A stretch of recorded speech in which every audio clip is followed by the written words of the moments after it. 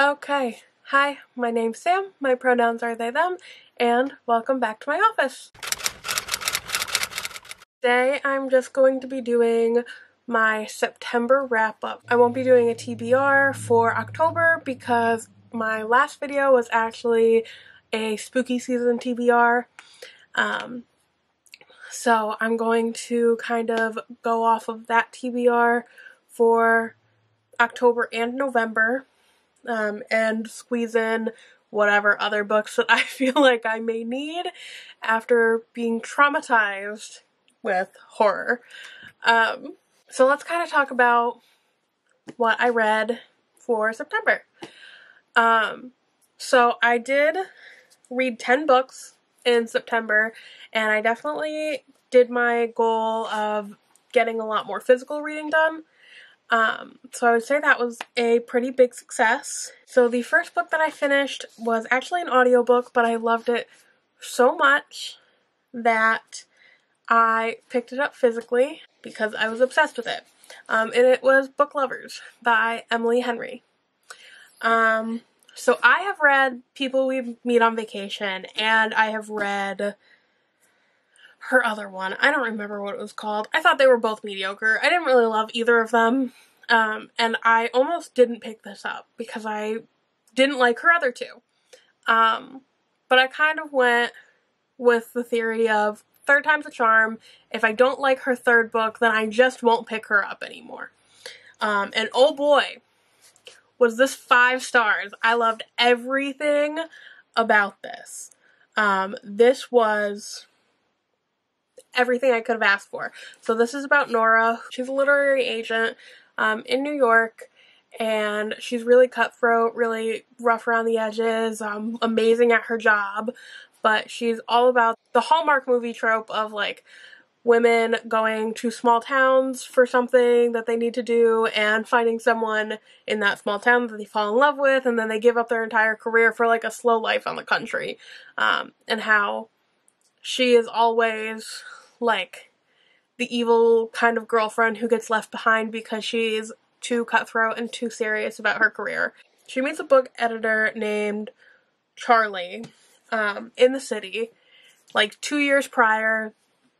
They don't have a good interaction at first, but then 2 years later, she goes to Sunshine Falls with her sister to do kind of like an immersive experience in one of her clients' towns that she wrote about. And it's just a cute love story from there. And I loved it. I loved it. Charlie was the first love interest of Emily Henry's that I really genuinely adored. I was kind of obsessed with him. I was a little obsessed with Nora too. She was definitely like bad bitch energy. But she was also just a disaster.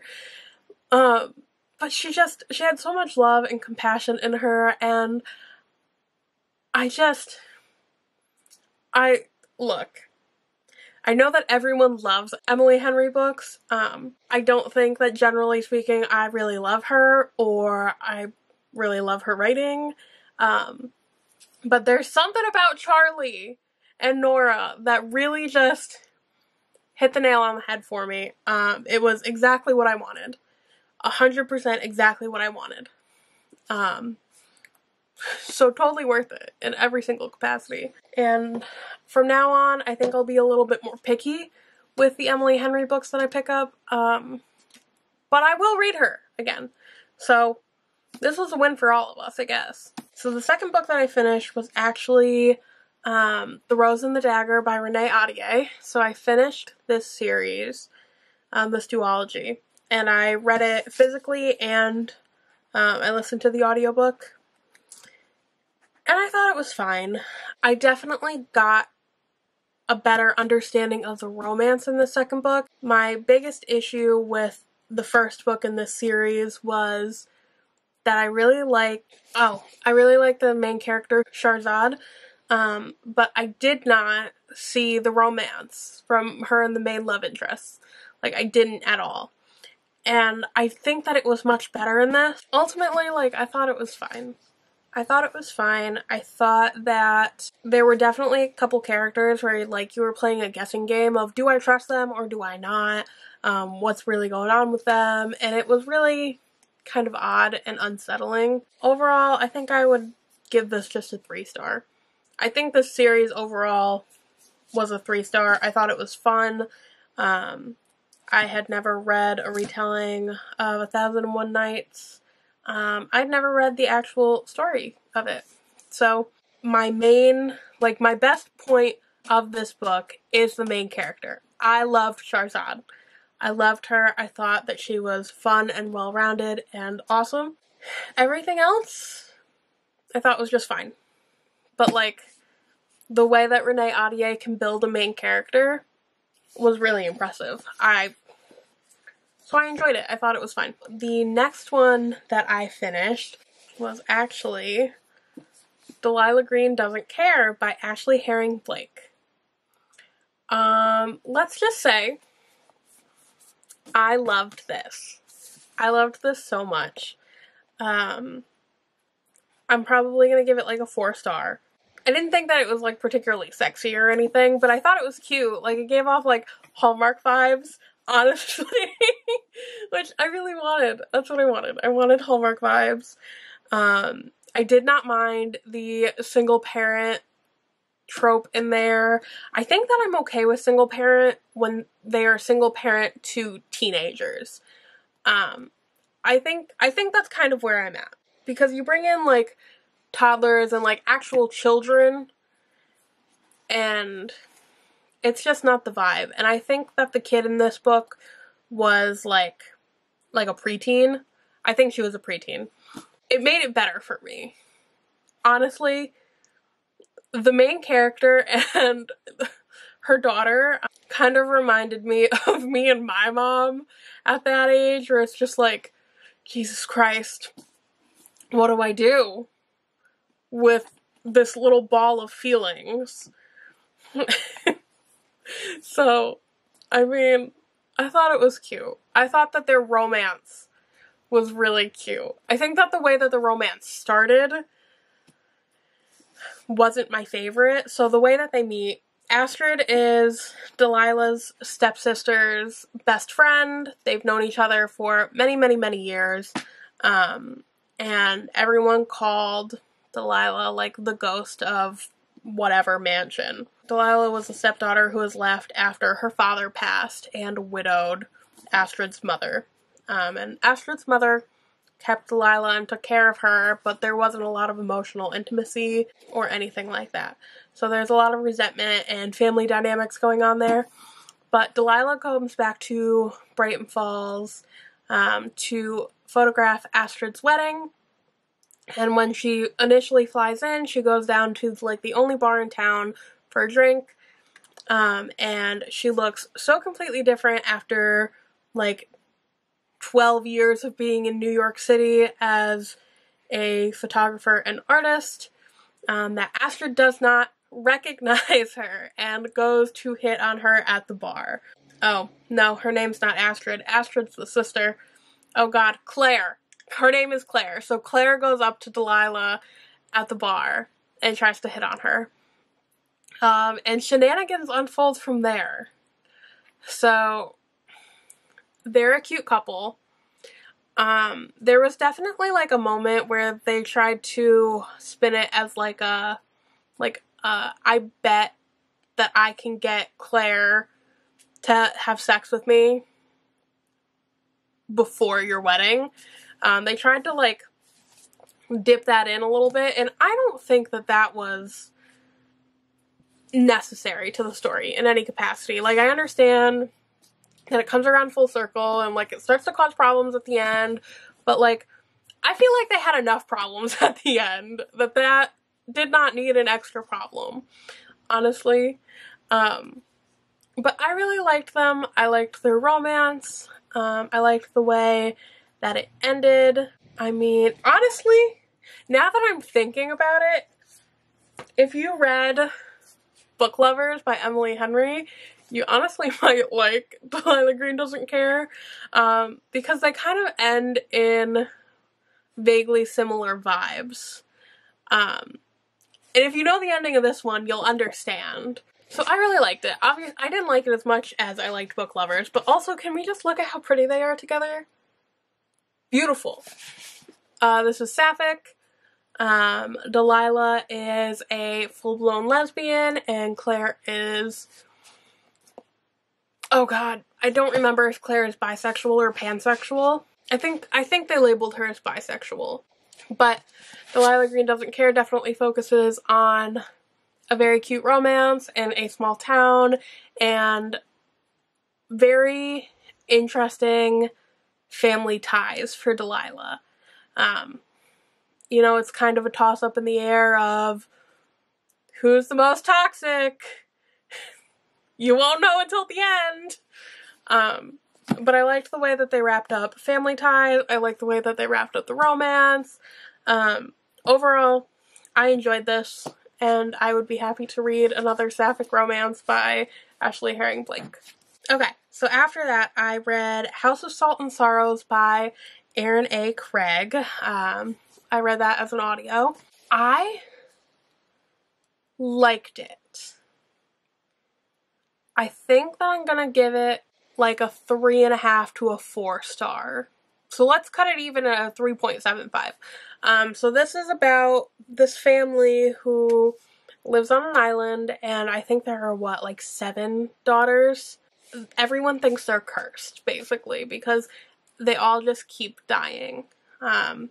You know, the mother dies during childbirth for the last daughter, and slowly the eldest daughters just keep dying. And everyone thinks that there's a curse on the house.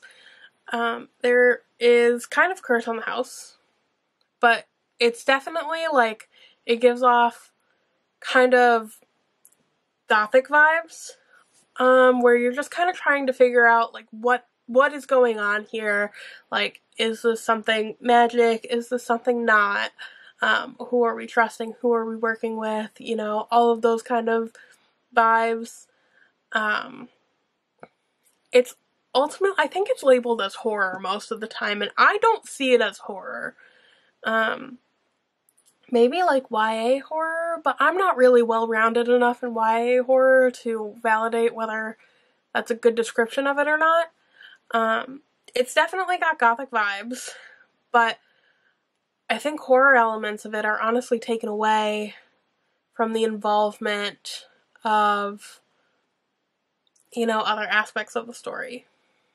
I really enjoyed the character development. I think that some of the relationships with the sisters were a little odd, but I understand that that was kind of chosen to show where discrepancies in ties and trusts kind of were. I think that it started out fairly slow, and it started to pick up when the more gothic elements really started to come in, like the am I seeing ghosts or am I going crazy kind of vibe. It was hardcore, like, is this actually happening or am I going absolutely insane? Which I really love that part of gothic literature. I think that that's what makes it fun.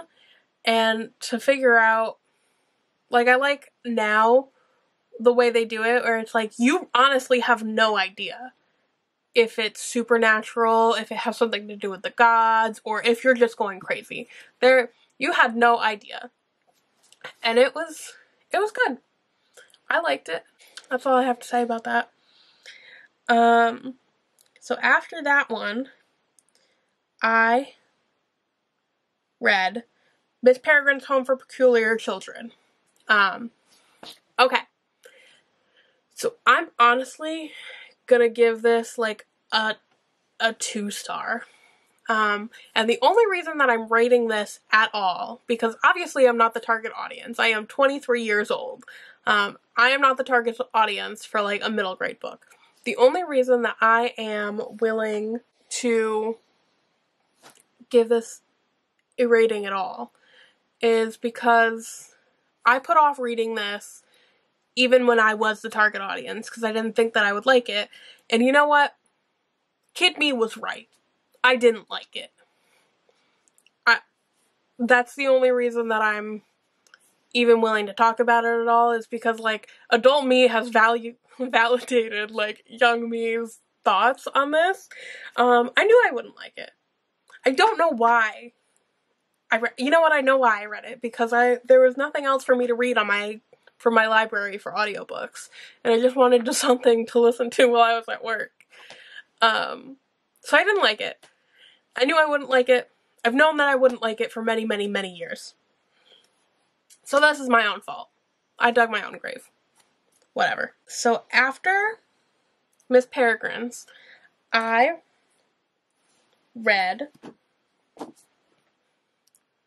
I Fell in Love with Hope by Lancalli. So if you want to know more about this, I did a whole, like, little reading vlog and review of this. I read it in, like, a day or two. No, I read it in a day. And I was obsessed with it. So it's about 6 kids who all have chronic illnesses, basically, and are in a hospital. It was amazing. I loved everything about it. I think I gave it 4.5 stars. I don't remember if it was a 4.5 or a 5. But super dramatic, romantic, poetic language, a ton of trigger warnings. They are all listed in the front of the book, because this is self-published, so the author was able to do that. It's a rough one to read. I think it's worth it if you're in a mental state to be able to handle the trigger warnings. But don't go into this thinking that it is going to be plot-driven, because it's not plot-driven, it's character-driven.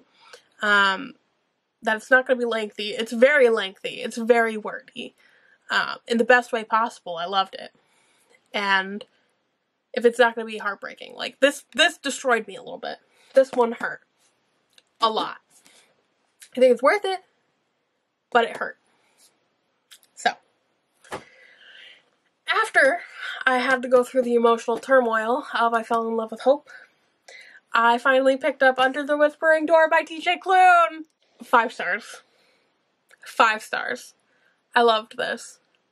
So this is very different from The House on the Cerulean Sea. It is about Wallace, and he dies.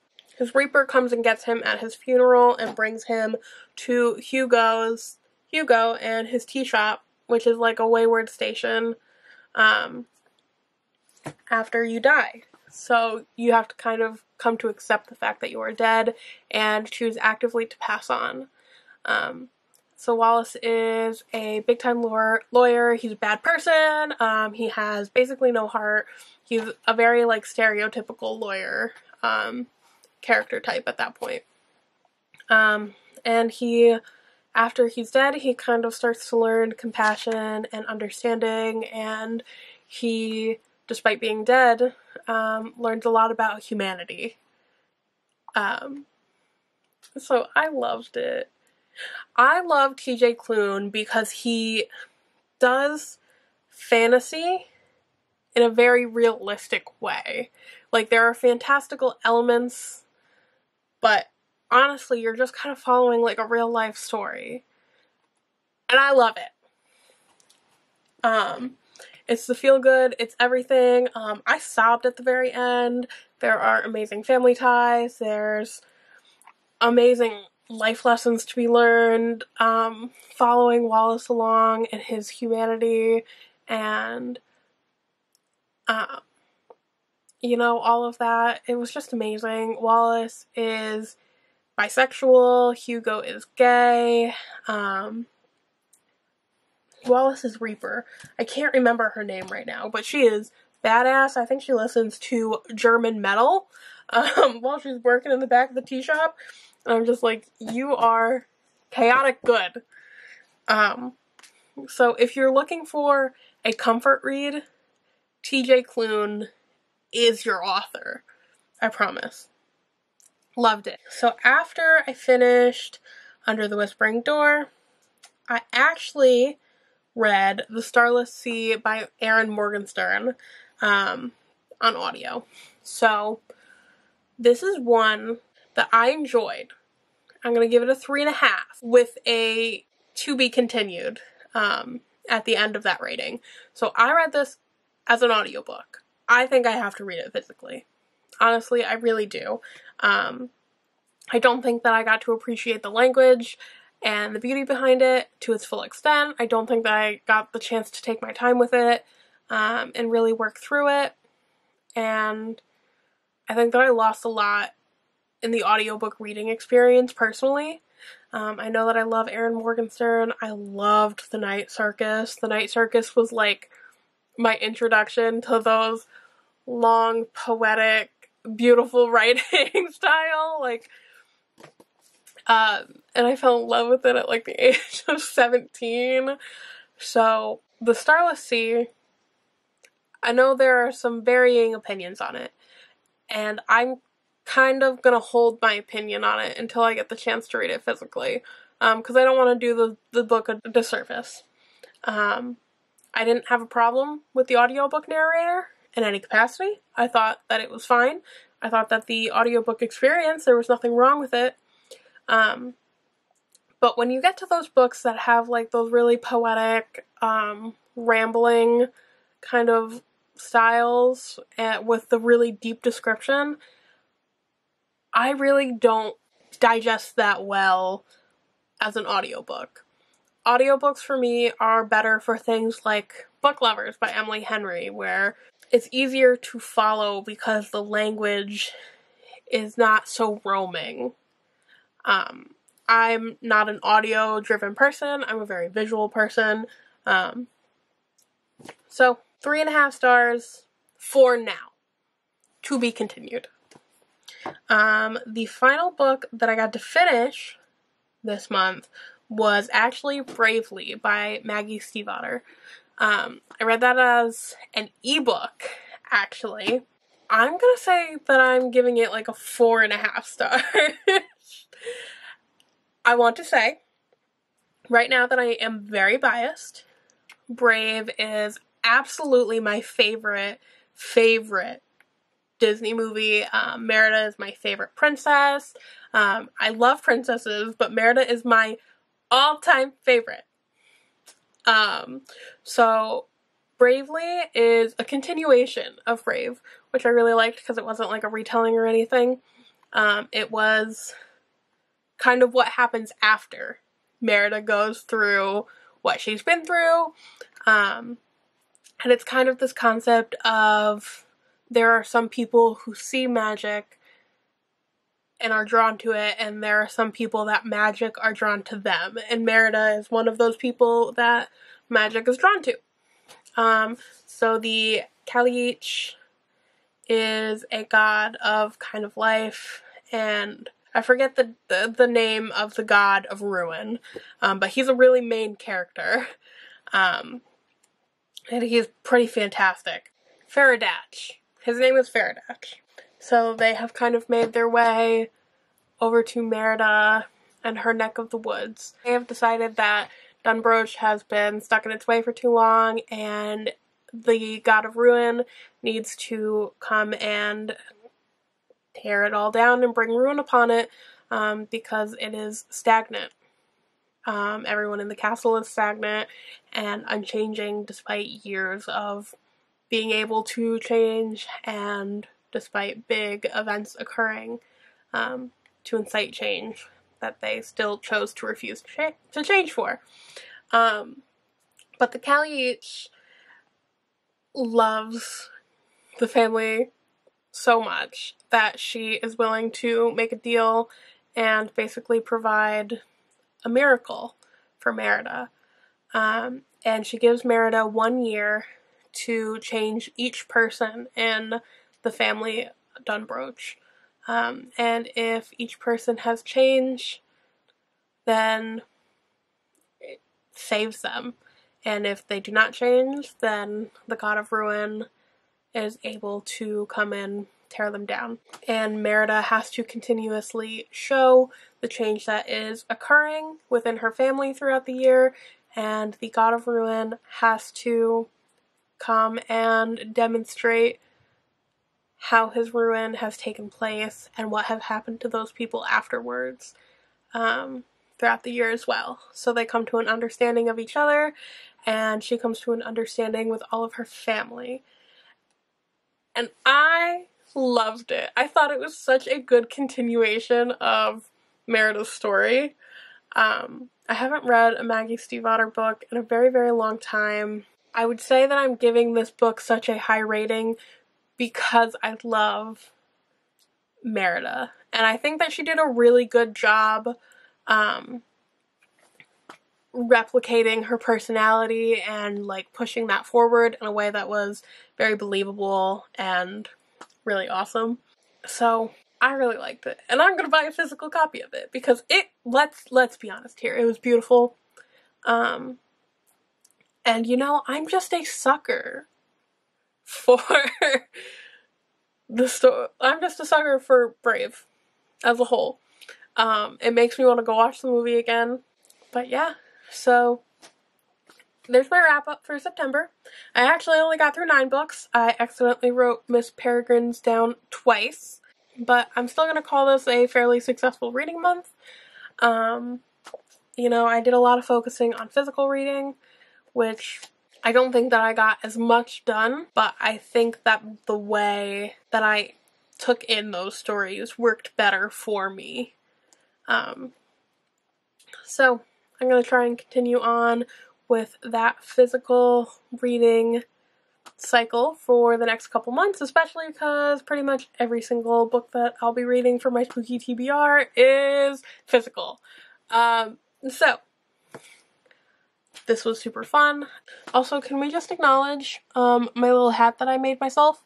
I found this font at work that's made up of little ghosts. So it says Spooky Bitch. That's me. So I designed this and I made it. And I love it. So yeah, that's it for this week. I'm gonna try and come through with some horror reading vlogs soon and try and get some fun stuff going. So I hope everyone has a wonderful upcoming week and is super prepared for spooky season, because oh boy, I am not. So please be prepared for me.